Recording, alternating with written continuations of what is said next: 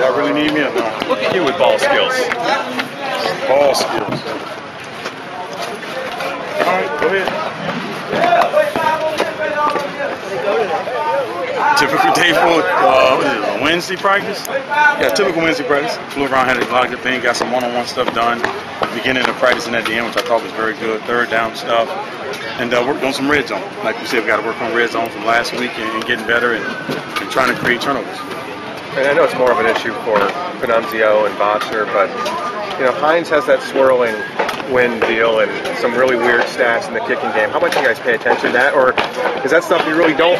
You really want to fill Botcher? You don't know until game time, you know, and then you'll decide on which way you want to kick the ball, which end zone you want to be in the third quarter, fourth quarter, and halftime, which way you want to kick off. So you just wait to game time because it does swirl. That stadium and Giant Stadium has always been like that. So sometimes the Dolphin Stadium swirl a little bit. You got to figure out which day what type of wind it is each day. Who goes out and evaluates? Is it a group of guys? Is it you? Is it just Coach Panunzio? I mean, who as far as the wind and kickers and Coach Panunzio.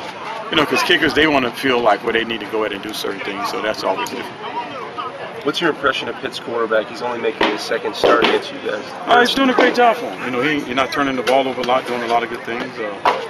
Just managing offense. You know, they got two great receivers that they're going to throw the ball to, and they got a great running back. So we know that we have to come out and control the run game and make sure that those big guys can get big plays. You know, friends of yours, Dave Cutcliffe, for example, has talked to you about avoiding the zipper. You know, I mean, when you hear a story about Mark D'Antonio, I mean, what's your reaction to that? It was kind of tough because I heard it this morning when I walked into work, and I'm like, whoa, wait a minute, you know, because you know, David Cutcliffe, Chan Gilly, and guys like that, you know, have talked to me about it, you know, because I first got in the business, and you know, all my support can go to Mark. You know, I know Mark, and you know, he's a good football coach, good person, and you never want to see anything like that happen. So I wish him get well soon, and I'm gonna be here for him if you ever need me. You know, and he's a guy who valued fitness. The whole, you know, I mean, he's not gone, but you know, it happens. You know, I remember when I was an assistant coach here with Butch Davis. All of a sudden, you know, Chuck Pagano was age of 33, 34. He had to go get massive, you know, heart surgery. So, I mean, it's something that we understand. We go get physicals and things like that. But sometimes things happen. We just have to just, you know, keep moving on. You don't, I mean, you're always like poker face during a game for the most part anyway. But ever been a moment in a game where you kind of wondered what's going on here a little bit with yourself? You ever felt like No, you know, every now and then your stomachs or something like that. But you never know.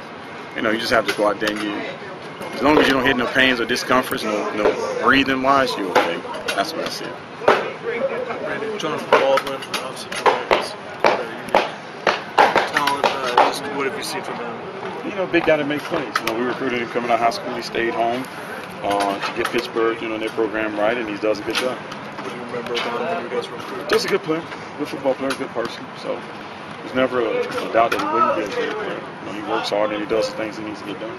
What do you guys do to a guy that tall? I can't tell you what we got to do. What are the challenges that are facing a guy so tall? It's a challenge every year.